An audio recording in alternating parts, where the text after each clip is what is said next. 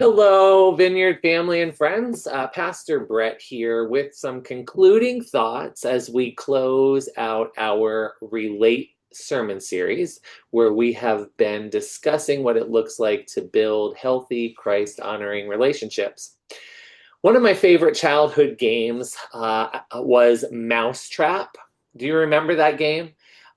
We didn't own it personally, but my cousin did. So every time that we would visit, I couldn't wait to pull that game out of the box and play it.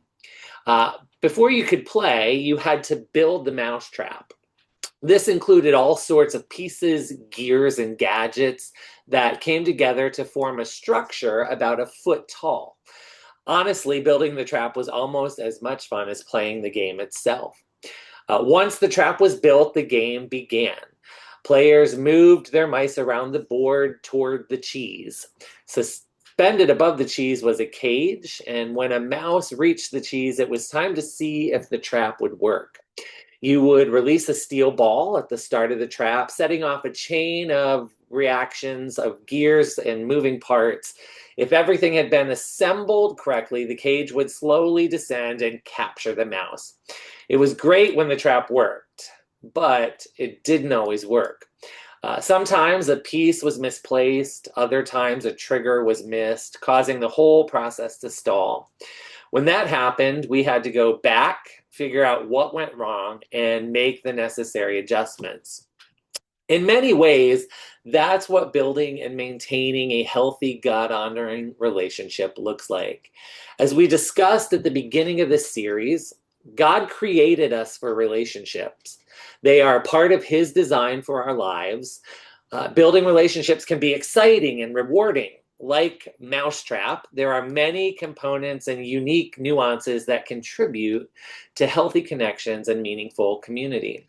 But it's not until life tests a relationship that we discover how healthy it really is. Sometimes things go smoothly and sometimes things go askew. When that happens, we're forced, just like the game, to reevaluate what went wrong and what adjustments need to be made.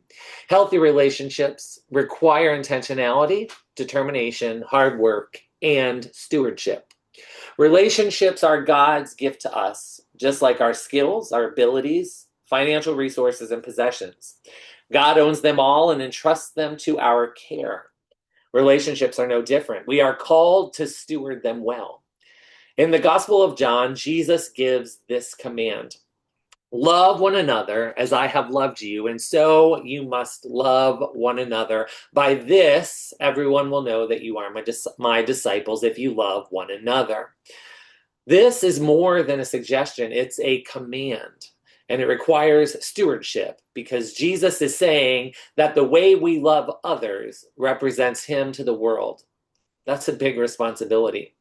Yeah, when we look at Acts chapter 2, verses 42 to 47, and Acts chapter 4, verses 32 to 35, we see the power of relationships stewarded well.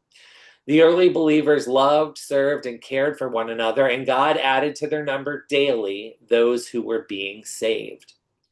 At the Vineyard, as we pursue loving others well, let's seek to steward our relationships well. This means that we make an honest self-assessment to develop realistic expectations in our relationships. It means we take time to listen carefully and extend compassion to others. It means we create healthy connections through encouraging, life-giving verbal communication. It means we seek to honor Jesus when conflict and challenges arise in our relationships. It means that we are quick to forgive so that we can live at peace with others. And it means that we develop healthy boundaries that help relationships grow and move forward. It's my hope that as we follow Jesus' command to love others as He has loved us, everyone will see what it means to place their lives and their relationships in His hands. So, as we conclude this sermon series, a few questions to ponder, reflect on, and answer. Consider your relationships. Which ones seem to be going really well right now? Take some time to thank God for those relationships. Which relationships need to be reevaluated or adjusted so that they work properly and are healthy? In what areas do you feel like there are lacking health in your relationships? Ask God for direction. And then finally, invite the Holy Spirit to help you steward your relationships well as a testimony to who God is. God bless. Thank you.